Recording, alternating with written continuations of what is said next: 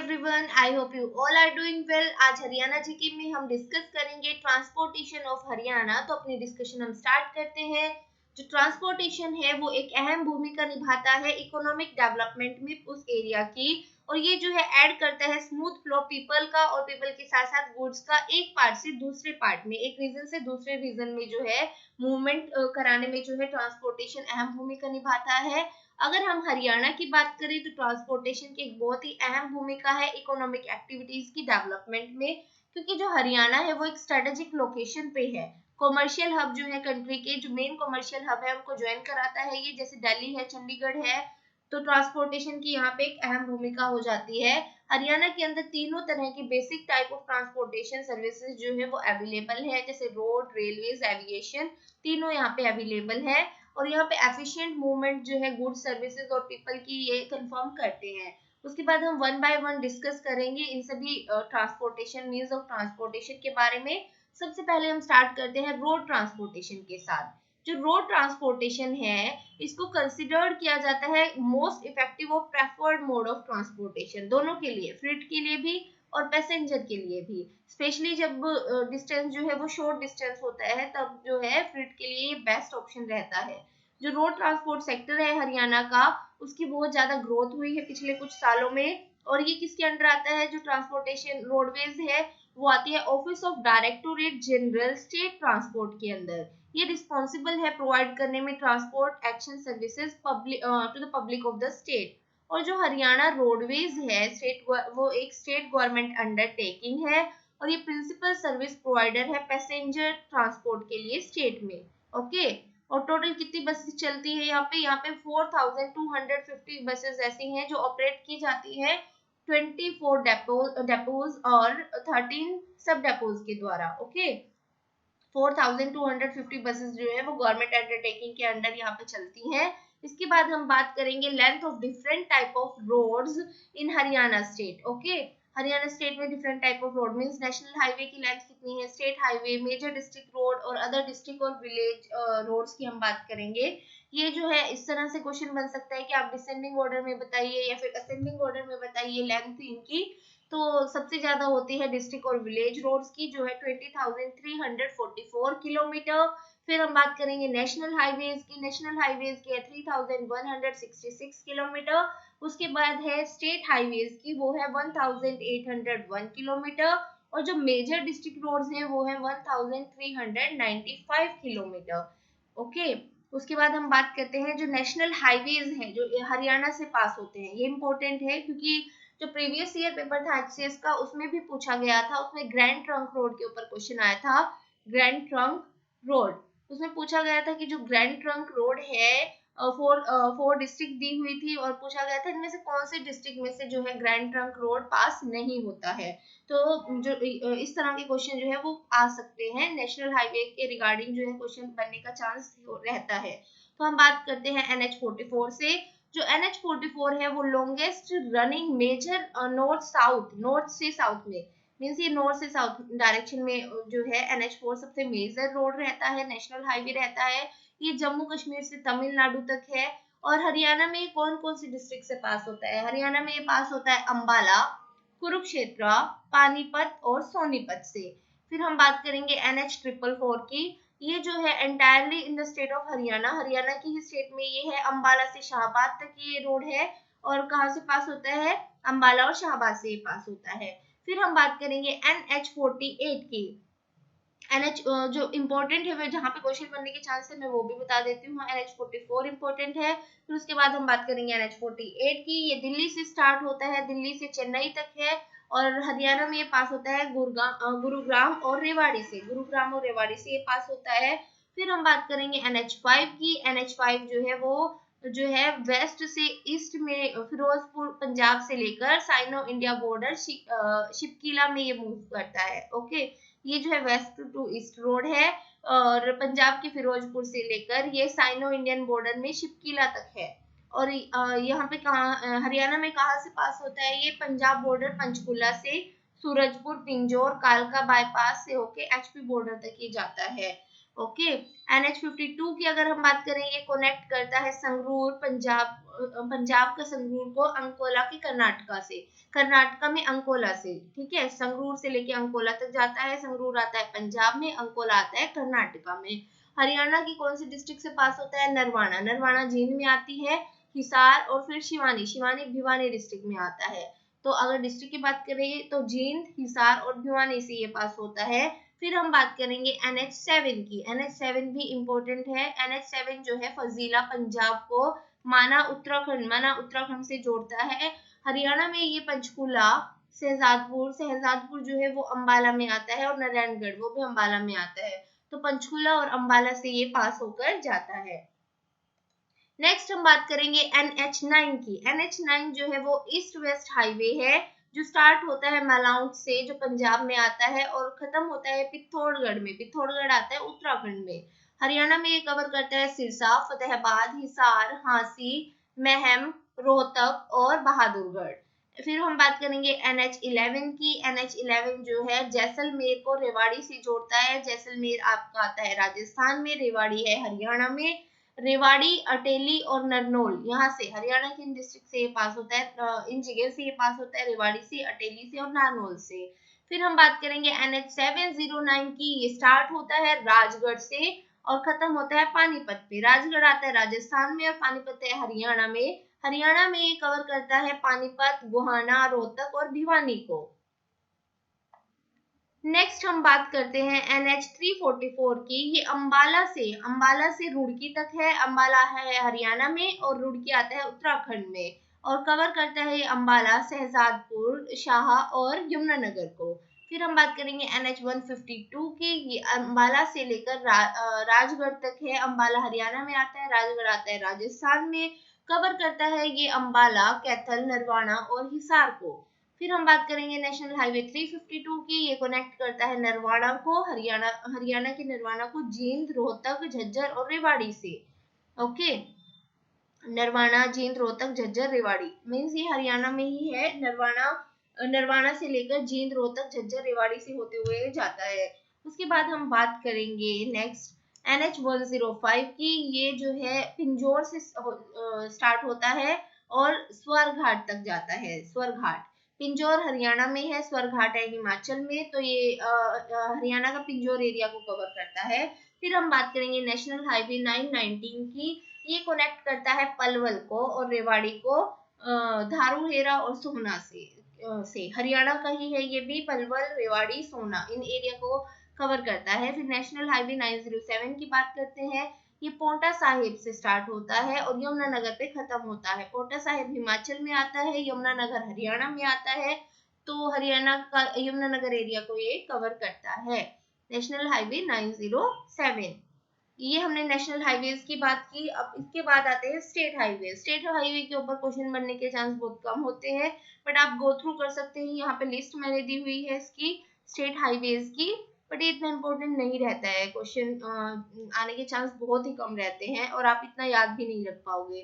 आगे ये major district roads दिए हुए हैं, आप ये भी गो थ्रू कर सकते हैं एक बार।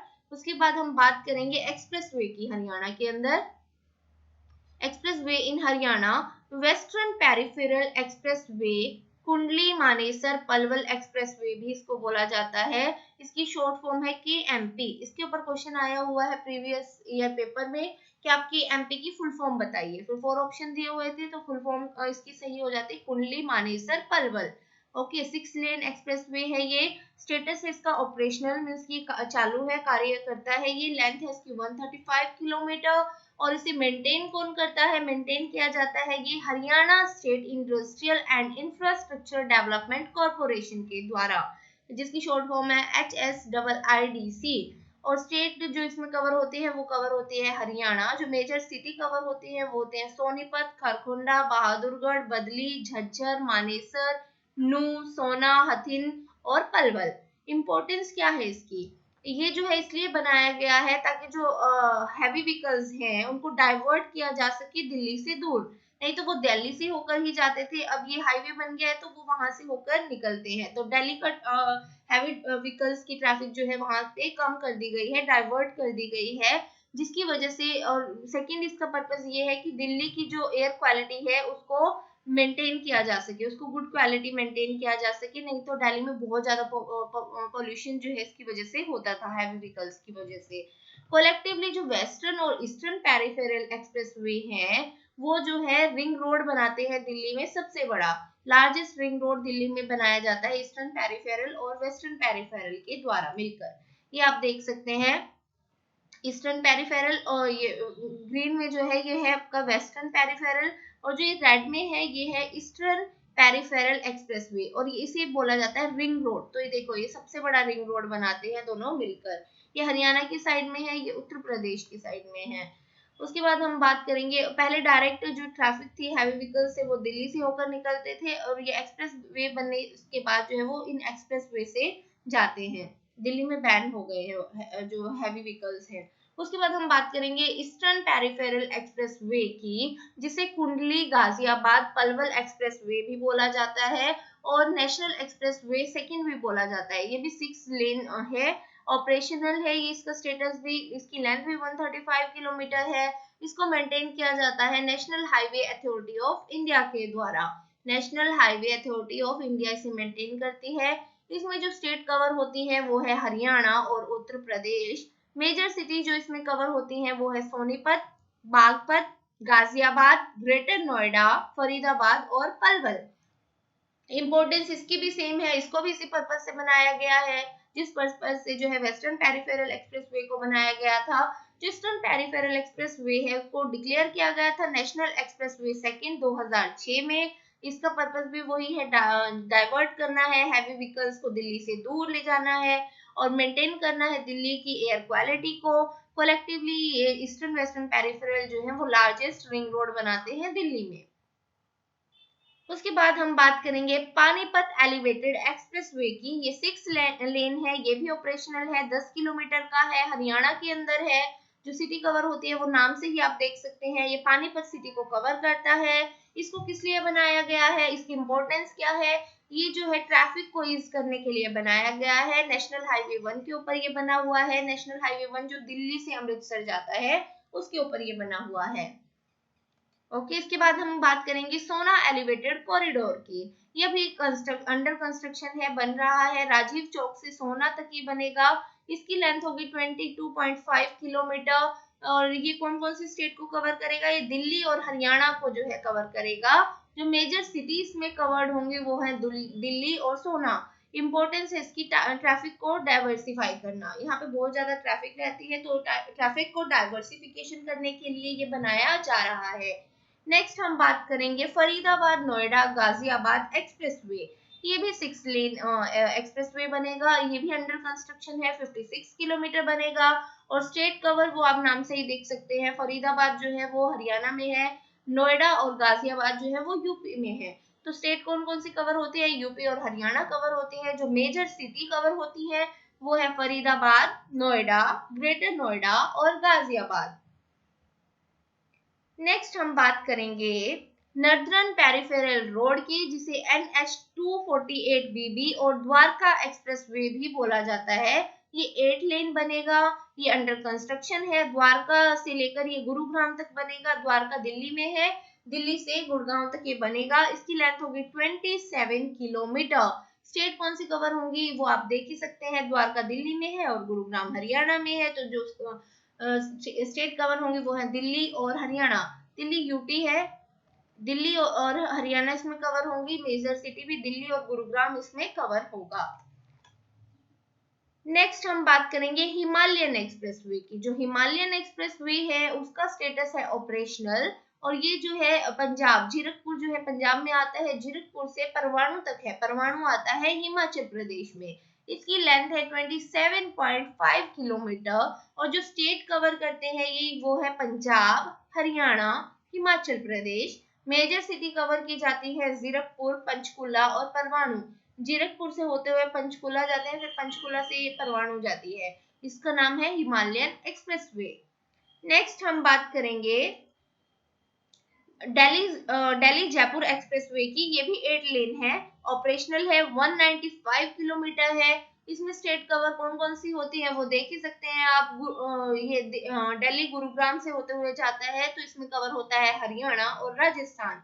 मेजर सिटी कवर होती है गुरुग्राम और जयपुर। और इम्पोर्टेंस क्या है, इम्पोर्टेंस ये है कि जैसे आप देख सकते हैं दिल्ली से ये जाता है जयपुर तक, तो ये दिल्ली मुंबई एक्सप्रेसवे और वेस्टर्न डेडिकेटेड फ्रीट कॉरिडोर के साथ साथ चलता है। वाइटल कंपोनेंट है ये दिल्ली मुंबई इंडस्ट्रियल कॉरिडोर का। ओके, नेक्स्ट हम बात करेंगे दिल्ली मुंबई एक्सप्रेसवे की। ये भी 8 लेन है, ये भी अंडर कंस्ट्रक्शन है और इसकी लेंथ होगी 1250 किलोमीटर। स्टेट इसमें कवर होंगे दिल्ली, हरियाणा, राजस्थान, मध्य प्रदेश, गुजरात, महाराष्ट्र। क्योंकि आप देख ही सकते हैं ये जो है कहाँ से कहाँ, दिल्ली से मुंबई जाएगा, मीन्स दिल्ली से महाराष्ट्र तक जाएगा, तो बीच में जो जो स्टेट आएंगे वो सब कवर होंगी।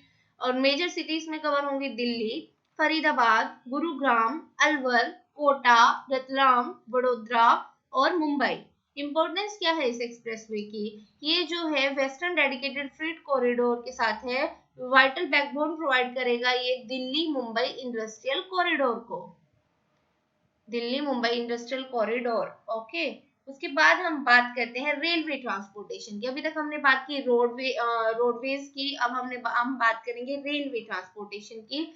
जो रेलवे ट्रांसपोर्टेशन है वो सबसे ज्यादा इम्पोर्टेंट रहता है, एनर्जी एफिशिएंट रहता है, क्लीन ट्रांसपोर्टेशन है और ये बेस्ट सुटेड होता है लॉन्ग डिस्टेंस के लिए। अभी हमने रोडवेज की बात की थी तो वो शॉर्ट डिस्टेंस के लिए बेस्ट होता है। अगर हम बात करें लॉन्ग डिस्टेंस ट्रेवल की तो सबसे बेस्ट रहता है रेलवे। और जो रेलवे नेटवर्क है उसका जो है इकोनॉमिक डेवलपमेंट पे एक बहुत ही ह्यूज इम्पैक्ट है, क्योंकि जो फ्रीट मूवमेंट है वो ज्यादातर जो है रेलवे से होती है, फ्रीट मूवमेंट।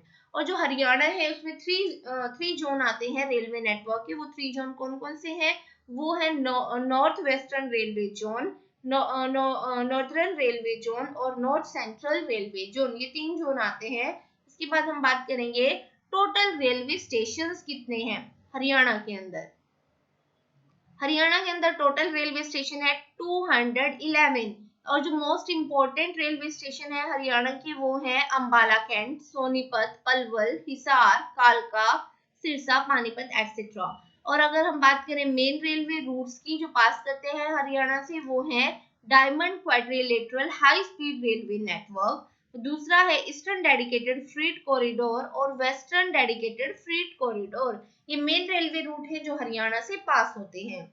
उसके बाद हम बात करेंगे स्पेशल रेल जो चलती हैं हरियाणा में, उसमें सबसे पहले हम बात करेंगे यूनेस्को वर्ल्ड हेरिटेज साइट की। तो यूनेस्को वर्ल्ड हेरिटेज साइट में आते हैं कालका Shimla railway with vista dome. Okay, ये इंपॉर्टेंट हो जाती है, पूछी जा सकती है कि इनमें से कौन सी जो है यूनेस्को हेरिटेज साइट में आती है, तो वो है कालका शिमला रेलवे।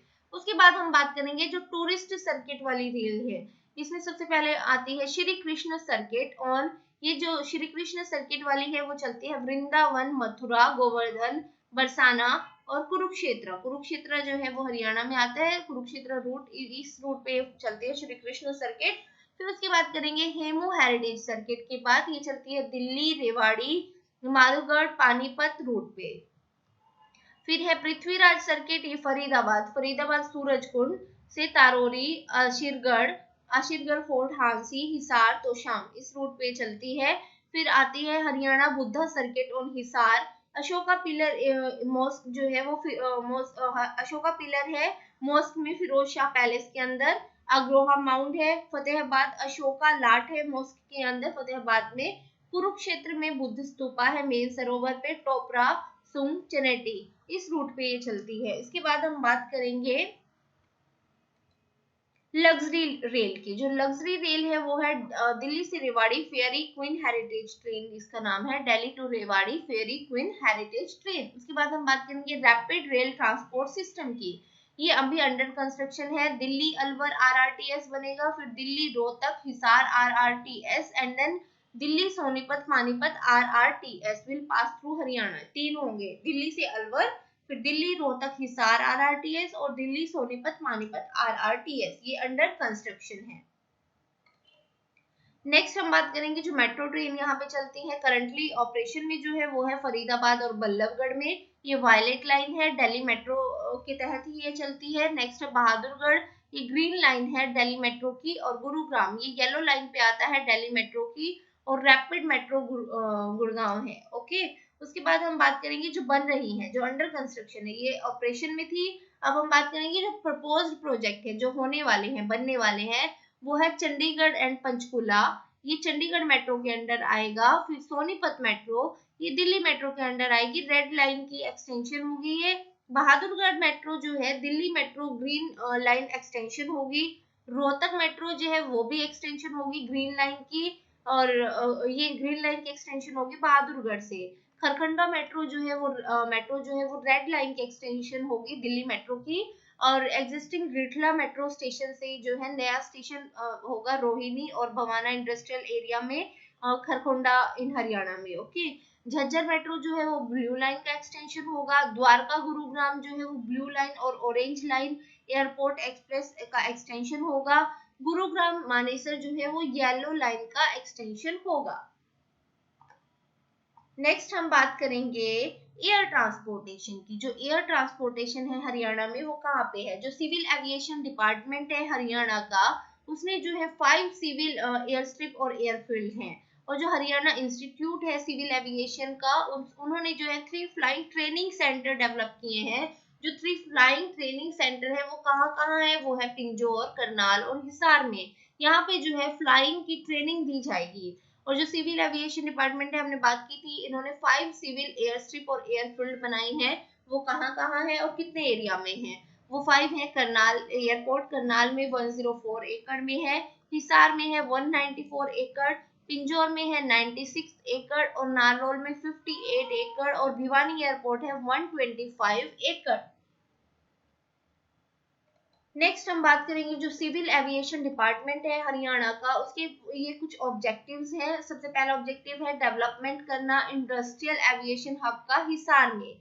सेकंड है प्रपोजल है ये एक्सपेंशन के लिए जो एग्जिस्टिंग एयर स्ट्रिप्स हैं उनकी भिवानी, नारनौल, करनाल और पिंजौर के अंदर ये एक्सपेंशन करना है। यहाँ पे इंटरनेशनल एविएशन हब बनाना है हिसार में, और प्रमोशन करनी है एरोस्पोर्ट्स की नारनौल के अंदर, और डेवलपमेंट करना है इंटरनेशनल सिविल एयर टर्मिनल का चंडीगढ़ के अंदर। ये जो है जो सिविल एविएशन डिपार्टमेंट है हरियाणा का, उनके ऑब्जेक्टिव्स हैं। नेक्स्ट जो है 2030 तक, बाय 2030 हिसार की जो एयर स्ट्रिप है उसको कन्वर्ट कर दिया जाएगा इंटीग्रेटेड एविएशन हब में, जिसका जिसका मतलब क्या है कि जो फैसिलिटीज होंगी यहाँ पे कार्गो, इंटरनेशनल एयरपोर्ट, एमआरओ की, ये सब फैसिलिटीज यहाँ होंगी एक ही जगह पे। और ये इसकी वजह से क्या होगा? एम्प्लॉयमेंट में बूस्ट आएगा, एजुकेशन में बूस्ट आएगा, एयर ट्रैवल में बूस्ट आएगा, एडवेंचर स्पोर्ट में बूस्ट आएगा, टूरिज्म सेक्टर को बढ़ावा मिलेगा, और साथ ही बेटर अपॉर्चुनिटीज भी देगा बिजनेस को, और बिजनेस के साथ साथ इंडस्ट्रीज को। इसके साथ apart from it following air force stations are also based in Haryana. ये भी पूछा जा सकता है कि एयरफोर्स स्टेशन हरियाणा में कहाँ कहाँ पे हैं? ये है Ambala air force station, Sirsa air force station, Gurugram air force logistic station, और Raja Nahar Singh Faridabad air force logistic station. तो कहाँ कहाँ पे है एयरफोर्स स्टेशन हरियाणा में? वो है अंबाला में, सिरसा में, गुरुग्राम में और फरीदाबाद में। आज के लिए इतना ही। I hope you like the video. Thank you very much. Bye bye and take care.